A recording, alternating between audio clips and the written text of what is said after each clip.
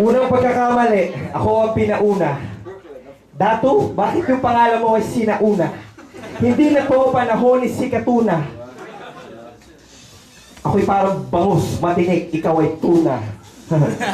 Hanggang ngayon, hindi pa rin magaling tigyawat mo.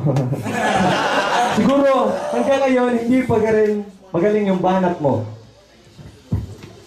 At yung mga astringent mo, baka hindi effective, tol.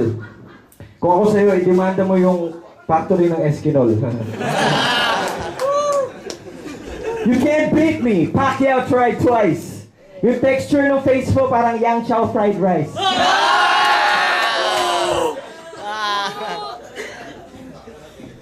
Kumbaga, para rin kalsada ng probinsya. Pronti daw siya, pero wala tayong ebidensya.